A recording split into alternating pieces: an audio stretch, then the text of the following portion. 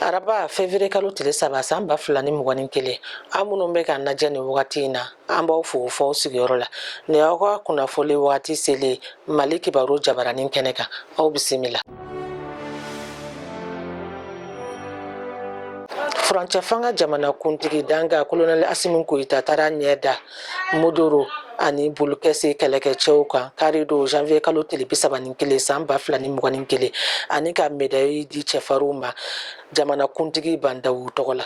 Hakilina jiginna sɔrɔdasi ninnu sera k'u disi da bingalikɛla dɔw disi la janvier kalo tile 23 su ka dugu jɛ 24 na fo ka mɔgɔ 40 kɔ faga u la u ka moto an'u ka marifa ni marifakisɛ caman min. O de kosɔn Colonel Assimi Goïta ni sɔrɔdasi ɲɛma caman taara waleɲuman dɔn kɛ u ye.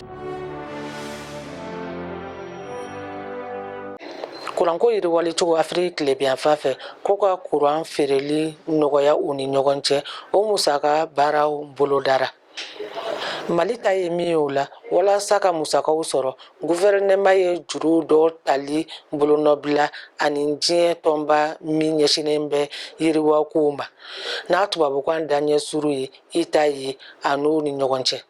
O kuranko baaraw bolodalen bɛ Mali fɛ cogo min na o sɛbɛn de tun bɛ ka lafasa furancɛ fanga député bulon kɔnɔ sibiri janvier kalo tile 30 san 2021 furancɛbaga député 101 minnu tun bɛ a kɛnɛ kan olu bɛɛ sɔnna juru in tali ma. Kuranko ni jiko minisiri Lamini Seydou Tarawele de tun bɛ ka sɛbɛn in lafasa députéw ɲɛkɔrɔ.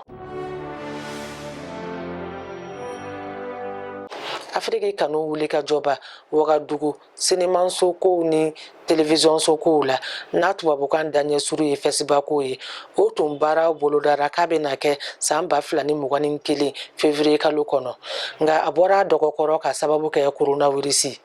Ni kunnafoni lasera jumadon janvier kalo tile 29 san 2021 Burukina minisiri lajɛ ye nin bɛnkan in ta ka fɛsibakow bɔ a dɔgɔkɔrɔ. U ka gouvernement kuma lasela ye kunnafoni lajɛ kɛ nka bɛnkan in da jama kulo kan. Ne bɛ dansigi a ka bi kunnafoni la. An b'a fɔ o ye a k'an bɛn wagati wɛrɛ la nin kɛnɛ kelen kan.